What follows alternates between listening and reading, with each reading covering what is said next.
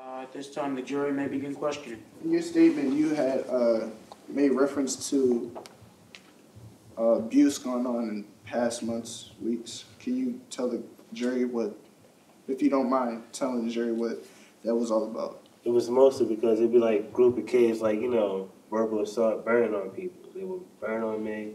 And most of the time, they would try to hit me in the hallways, knock my books over in that kind of way.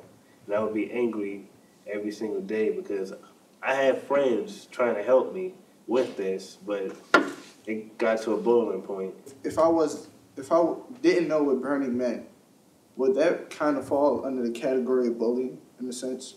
Yes, with the past stuff that's been going on? Yes, it would.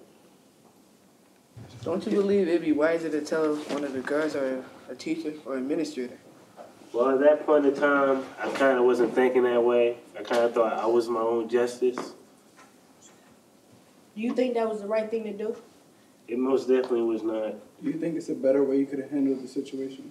I actually do. I actually think I could have told Mr. Thompson, told him about the problems I've been having, but instead I took the alternate route. Yes. Have you ever been written up for this type of incident before? No, I have not. Do you feel anyone was harmed or by your actions?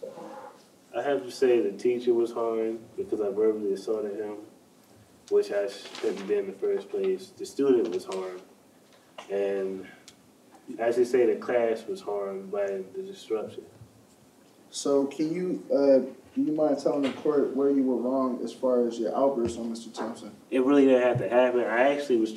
I tried to talk with sense and manner, like tell him what actually happened through the events of the lunchroom to the classroom.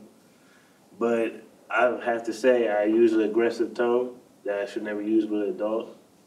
So what have you done to repair the harm done to what you've done? I didn't really have the guts to say sorry to Mr. Thompson or even enter his classroom because I disrespected him in such a manner. Is there any more questions from the jury? No. There are no further questions from the jury, Your Honor. Thank you. At this time, will the youth advocate please come with a closing statement? Yes, Your Honor. Mr. Moulton has informed us that he has been harassed by his peers for several weeks. Tevin thought he could take care of this situation alone. Tevin thought he could get away with it. Tevin has an idea of who he has harmed. Tevin knows his strengths and weaknesses. Tevin knows he did something wrong. Tevin wanted to come to youth court. He cares about his education, and he cares about other people's education when he helps them. So make the disposition restorative and help Tevin develop as a person.